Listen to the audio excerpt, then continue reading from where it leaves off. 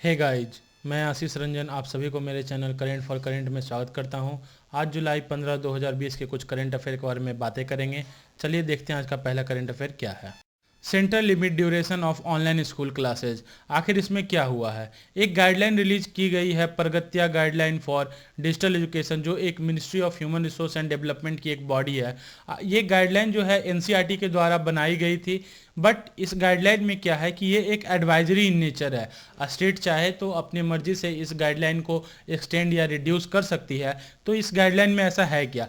Guideline में है कि school can hold the live online classes for maximum 1.5 hour per day for class 1 to 8। इसमें क्या है कि बच्चे जो क्लास 1 से 8 तक के हैं उन्हें सिर्फ 1.5 घंटे ही पढ़ाया जाएगा ऑनलाइन सेशन से, और जो 9 से 12 क्लास के बीच के जो बच्चे हैं उन्हें 3 घंटे ही पढ़ाया जाएगा। आखिर ये गाइडलाइन ऐसा लिया क्यों गया है? और जो किंडरगार्टन है, जो कि एलकेजी यूकेजी नर्सरी के बच्चे को जो हम लोग किंडरगार्टन कहते हैं, उनके लिए कोई गाइडलाइन नहीं दिया गया है। बट ये कहा गया है कि आप डेली उनके पेरेंट्स से, जो टीचर हैं वो डेली उनके पेरेंट्स से हाफ एन आवर बात करें और अपने उनके बच्चे को समझाएं कि आप ये चीज़ उनके बच्चे को दे सकते हैं, जिससे उनकी जो फ्यूचर है या उनकी जो सोचने की क्षमता है या जो भी जो उनको डेवलपमेंट की ओर ले जाए, वो बातें करने के लिए। और आखिर ये टाइम जो रिस्ट्रिक्ट किया गया है ऑनलाइन क्लासेस की, इसमें मेन जो ministry of human resource and development का कहना है कि जो चिल्ड्रन जो है वो डिजिटल टेक्नोलॉजी से इतना ज़्यादा एक्सपोज हो रहे हैं, गैजेट से इतना ज़्यादा एक्सपोज हो रहे हैं, तो ये एक सीवियर हेल्थ इशू बन सकती है, क्योंकि आप लॉन्गर टाइम तक गैजेट पे ही लगे हुए हैं। जो हम लोग पहले स्टडी करते थे, synchronous study, face to face study करते थे, वो हालांकि 5 से 6 घंटे एक नॉर्मल बच्चे को डेली पढ़ाया जाता था, बट इसमें टाइम को रिड्यूस किया गया है। तो इसमें यह भी कहा गया है कि सिंक्रोनस लर्निंग को छोड़कर आप एसिंक्रोनस लर्निंग भी ला सकते हैं, जिसमें क्या है कि रेडियो, टीवी, व्हाट्सएप, एसएमएस और बहुत सारे क्रिएटिव प्रोजेक्ट बनाने के लिए बच्चे को प्रेरित किया जाएगा, और जो गैजेट की जो दूरी है उसे बढ़ाने की कोशिश की गई है। लेकिन इसमें अगर आप देखें तो बहुत सारे हमारे स्टेट हैं या जो गांव के बच्चे हैं, जो हमारे विलेज में इंडिया के बहुत सारे कॉर्नर में रहते हैं, तो वो इस चीज़ को कैसे लाभ उठा पाएँ, क्योंकि पहले तो जो इंटरनेट पेनिट्रेशन है इंडिया में वो भी बहुत कम है। तो सारे बच्चे के लिए नहीं ये सुविधा अवेलेबल हो पा रही है। जिनके फैमिली में 3-4 बच्चे हैं वो एक ही टाइम पर सेम क्लासेस नहीं यूज कर पा रहे हैं। तो एनसीईआरटी ने यही कहा है कि हम से जो स्क्रीन टाइम है उसको रिड्यूस कर कर एसिंक्रोनस लर्निंग को बढ़ाएंगे, जैसे कि रेडियो से पढ़ाई करना, टीवी से पढ़ाई करना, एसएमएस द्वारा पढ़ाई करना, और बहुत सारे क्रिएटिव प्रोजेक्ट आप बनाएं। और टीचर को ये भी बताया गया है कि आप बच्चे को ये सिखाएं कि अगर आप कोई गैजेट यूज कर रहे हैं जो कि इंटरनेट कनेक्टिविटी से कनेक्ट है, तो आप साइबर बुलिंग की शिकार ना हो। मेनली क्या होती है साइबर बुलिंग?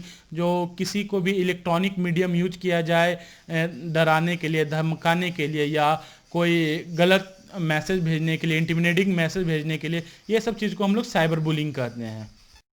आज का दूसरा करंट अफेयर है, European Union India to meet on resuming free trade agreement negotiation.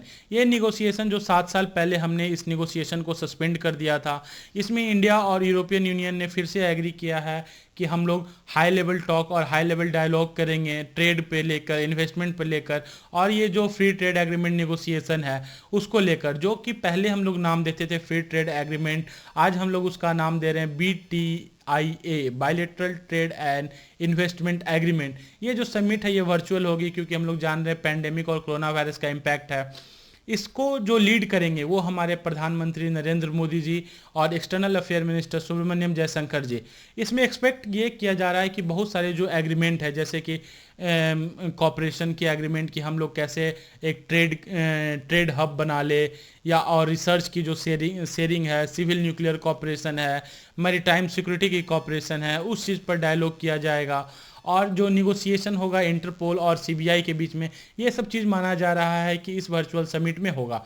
आखिर क्या इंटरपोल और सीबीआई के बीच में निगोशिएशन होगा? इंटेलिजेंस शेयरिंग की मेन जो बातें हैं वो निगोशिएशन में इस ज़रूर टेबल किया जाएगा कि हाँ, हम लोग को इंटरपोल और सीबीआई को साथ में काम करना चाहिए, टेररिज्म के अगेंस्ट काम करना चाहिए।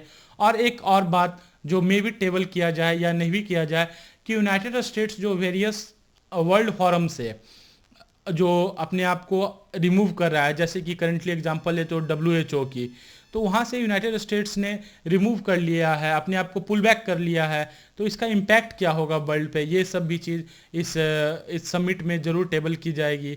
और जहाँ तक ट्रेड और इन्वेस्टमेंट की बात है, ये हमारे कॉमर्स मिनिस्टर पीयूष गोयल जी करेंगे और यूरोपियन यूनियन की तरफ से उनके ट्रेड कमिश्नर फिल होगा ही करेंगे।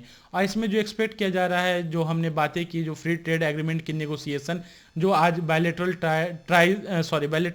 ट्रेड एंड इन्वेस्टमेंट एग्रीमेंट बन गया है, लेकिन कुछ ऑफिशियल जो यूरोपियन यूनियन के हैं उनके ये कमेंट आए हैं या उन्होंने ये कहा है कि हम लोग विटनेस कर रहे हैं इंडिया की ट्रेंड कि वो एक प्रोटेक्शनिस्ट साइड की ओर बढ़ रहे हैं।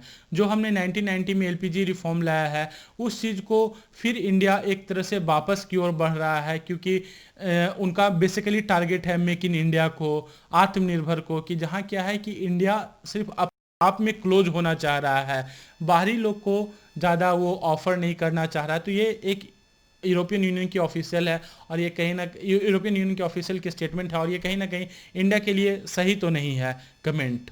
और जहाँ तक हम लोग ट्रेड की बात करें तो यूरोपियन यूनियन में इंडिया की जो ट्रेड की जो परसेंटेज है वो ओनली 3% है, और जहाँ तक यूरोपियन यूनियन की जो ट्रेड है इंडिया में वो करीब 11% है।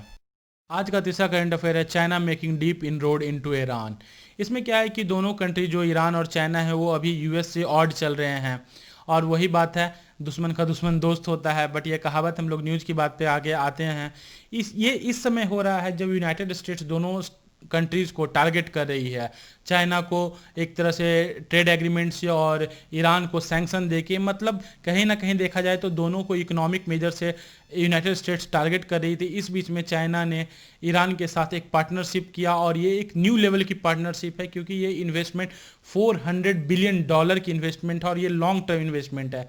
इसमें क्या है कि चाइना अपनी प्रेजेंस को एक्सपेंड कर रहा है सेंट्रल एशिया में, और ये कहीं ना कहीं बहुत सारे कंट्री के लिए अच्छी न्यूज़ नहीं है, ये इंडिया के लिए भी इंक्लूड है, क्योंकि जैसे ही ये फाइनल स्टेज में पहुंच रहा है तो देखा जा रहा है कि 4 बार में जो रेल प्रोजेक्ट इंडिया के पास था उसे स्क्रैप कर लिया गया, और ईरान ने कहा कि हम खुद बनाएंगे, और उन्होंने कहा फंडिंग डिले के कारण इंडिया को किक आउट कर दिया है उस प्रोजेक्ट से। साथ साथ चाइना की जो प्रेजेंस है ईरान में, जैसे बैंकिंग सेक्टर में, टेलीकॉम सेक्टर में, रेलवे सेक्टर में, कहीं ना कहीं ट्रेनिंग एक्सरसाइज सेक्टर में, ज्वाइंट रिसर्च में, वेपन डेवलपमेंट में, इंटेलिजेंस शेयरिंग में, ये सब बढ़ेगा। और चाइना ऑल्सो ऑफर कर सकती है अपनी GPS 5G को रोल आउट करने में वैसे कंट्री में, क्योंकि कहीं ना कहीं देखा जाए तो हुवेई जो चाइनीज़ कंपनी है जो 5G के मामले में सबसे आगे चल रही है और जो सस्ता इक्विपमेंट वो देती है, तो बहुत सारे कंट्री ने उन्हें बैन लगा दिया है।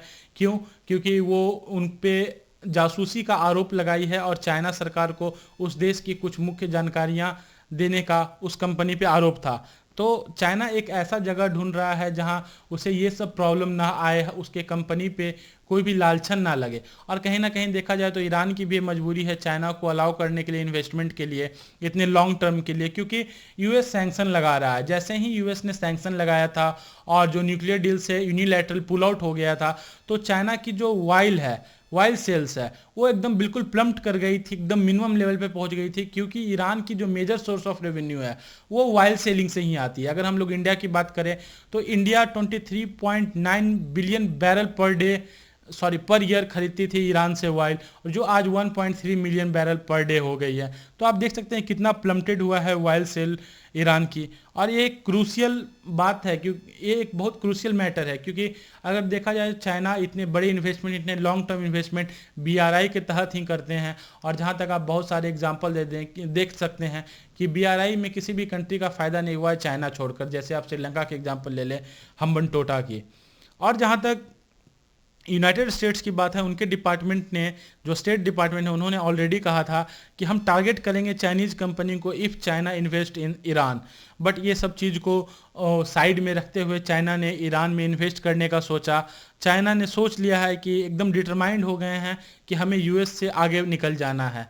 तो ये सब भी बहुत सारी बातें हैं, फ्री ट्रेड जोन की बातें हैं, 5G इंफ्रास्ट्रक्चर की बातें हैं, और ये सब बदले चाइना को 25 साल तक एकदम जो डिस्काउंटेड प्राइस होती है वाइल की वो उन्हें मिलेगी। और चाइना वर्ल्ड का सबसे लार्जेस्ट वाइल इंपोर्टर है।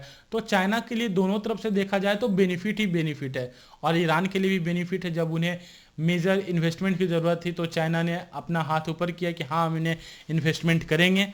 तो ये न्यूज़ अभी ट्रांजिशन में है, इनकी फाइनल स्टेज आने दीजिए, क्या होती है तो मैं आपके सामने लाऊंगा। If you like this video, make sure hit the like button, subscribe button, and please let me know if you want the PDF of this video. I will upload this on my Telegram channel. Thank you very much.